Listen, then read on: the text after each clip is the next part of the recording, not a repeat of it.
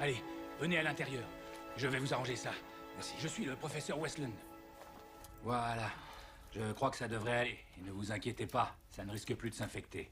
Merci. Je vous ai rapporté ça. Je ne sais pas si ça vous ira, mais au moins, c'est sec. Merci. Je vous ai fait une tasse de thé. Ah oui. Oui.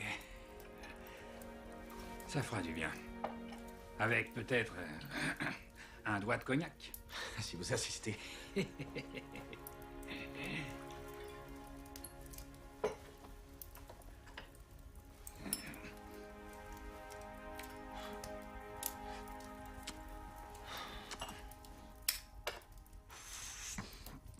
C'est pour mon glaucome. Non, merci. Si je peux me permettre, ces gardes, pourquoi ils sont là? Oh, eux, ils sont là pour me surveiller. C'est à cause de mes recherches. Classé confidentiel, top secret défense. Si je vous en disais plus, je serais obligé de vous liquider. Et ils me liquideraient aussi, alors.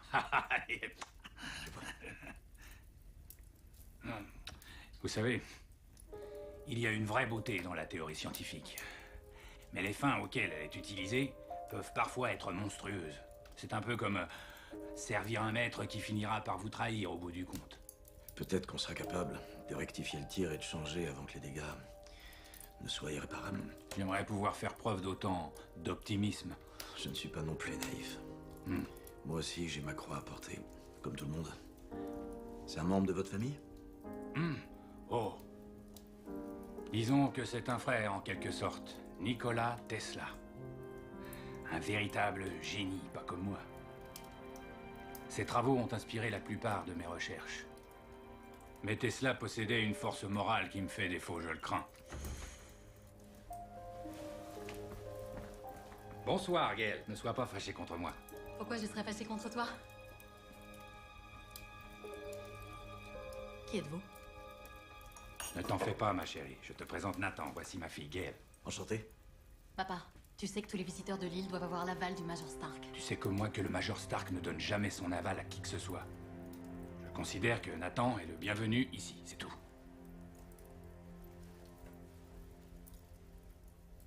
Splendide. Assieds-toi donc avec nous, je vais te servir à boire. Pourquoi cet orage ne s'arrête jamais? Bah, les recherches sur le rayon à particules macroscopiques chargées n'ont pas abouti. Et ce, grâce au DARPA. Le DARPA? C'est pas ceux qui ont inventé Internet? Le problème avec ces rayons à particules macroscopiques chargés, c'est qu'ils ont tendance à se disperser. Ces salopios vont n'importe où, alors on comprend pas leur interaction. Le microclimat particulier de cette île est le résultat d'une suralimentation de son très fort contenu en fer, qui a été produite accidentellement. Par vous? Oui, par moi. Malgré ça, mes employeurs nourrissent l'espoir que j'arriverai à résoudre les équations inachevées de Tesla en partant d'un vague algorithme qu'il a développé sur l'interaction des ondes. Et c'est pour cette raison qu'ils me permettent de travailler tranquillement sur ce paradis insulaire et isolé. Ce paradis ou cette prison? Eh bien, à vrai dire, étant donné les ramifications entraînées par ce que j'ai créé, prison serait plus approprié. Si je comprends bien, vous avez développé une arme que vous ne pouvez pas braquer sur une cible. En tout cas, moi, non. Tesla aurait pu. J'aurais pu tout abandonner. Mais j'ai accepté l'argent et j'ai fait le travail. J'ai bâti cette réplique de Wardenclyffe pour que le programme HARP puisse se transformer en arme de destruction massive. Une arme sans système de visée est inutile. Les lettres de Tesla contiennent la clé grâce à laquelle cette difficulté sera résolue. Une de ces lettres aurait-elle pu être envoyée au professeur Anderson à Falmouth? Vous n'êtes pas un pêcheur, hein? Comment sauriez-vous ça? J'en ai vu une. J'ignorais de quoi il s'agissait à l'époque, et celui qui l'avait n'a pas vécu assez longtemps pour m'expliquer. Vous voulez dire qu'ils l'ont tué? Et d'autres mourront encore si ces lettres ne sont pas détruites. Écoutez, je veux la même chose que vous, professeur Westland. Vous pouvez me faire confiance. Je n'ai vu que des copies de ces documents, à différentes époques. Le principe est le même que pour la pierre de Rosette. Il faut réunir les 3 lettres de Tesla pour pouvoir accéder au code. Qui a ces lettres aujourd'hui? Pourquoi tenez-vous tant à le savoir?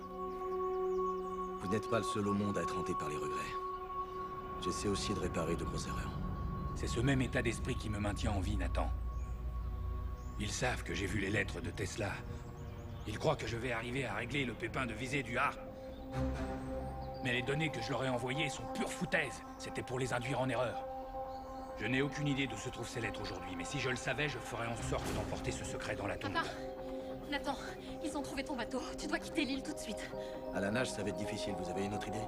Il y a une navette qui assure la liaison avec le continent au sud de l'île. Ils ont un canot à moteur sur la plage pour y accéder. Mais l'île fourmille de garde.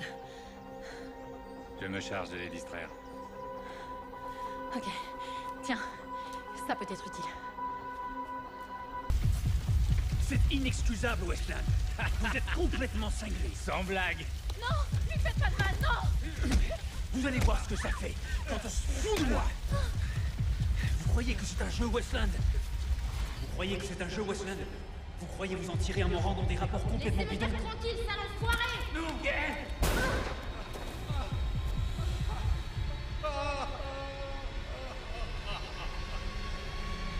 Allez chercher une belle. Faites-moi disparaître ça. Gaël, ma petite Gaël. Vous avez tué ma petite fille. Alors parlez, ou ça va être votre tour maintenant. C'est qui, lui? Laissez-la tranquille, sale porc. Ok. Pour qui est-ce qu'il travaille, lui? Désolé, Jane, mais j'ai des instructions. C'est fini, Stark. Laisse-la partir. Lâche ton arme. Ça risque pas d'arriver. Vous avez tué ma petite Gaël.